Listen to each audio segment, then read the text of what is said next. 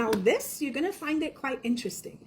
The concept of masculine and feminine expressive traits, they come from the traditional gender role theories. The instrumental traits, they're often associated with masculinity, and they include being assertive, being dominant, and focused on task-oriented behavior. And the expressive traits, especially linked to femininity, are about showing emotion, being nurturing, and being more oriented towards interpersonal relationships. Researchers have been interested in how these traits, irrespective of biological sex, impact various outcomes, including the health, well-being, and psychological distress. Here is an overview based on studies. September 2021. Concept of androgyny, which means you possess both masculine and feminine traits, it has been an interest to researchers. Those who scored high on both masculine and feminine traits, they actually had a better psychological well-being than those who scored high only in masculinity or femininity. Individuals, either male or female, that scored high on masculine traits may be less likely to engage in health-seeking behaviors. They might see admitting vulnerability, or if they were sick,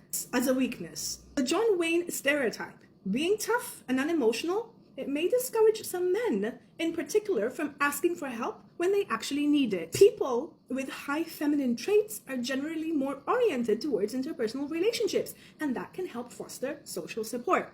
And a lot of studies have shown that social support is a significant predictor of psychological well-being and physical health. And when it comes to expressiveness and emotional regulation, those who score high on feminine or expressive traits, they are better at emotional expression and regulation, and that leads to less internalized stress.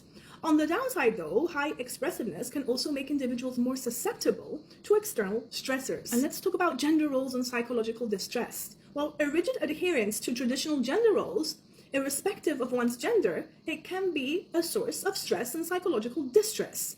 And this is because individuals might feel pressure to conform to societal expectations, conditioning, and that leads to internal conflict and dissatisfaction. What impact did we have on society and culture? In some cultures, possessing traits from both gender roles might be seen positively, while in others, it was a source of stigma or stress. What changes can we see over time? As societies progress and evolve, the strict boundaries of these traits might blur. In modern societies, the value of both expressive and instrumental traits in individuals, regardless of gender, is now being recognized more. I want you to understand what roles the masculine and the feminine play. When one aligns with or diverges from these traits, they can have significant implications for psychological well-being, health outcomes, and overall life satisfaction. Feminines and masculines need to know how to work together, and without one another, you are nada, nil, doomed.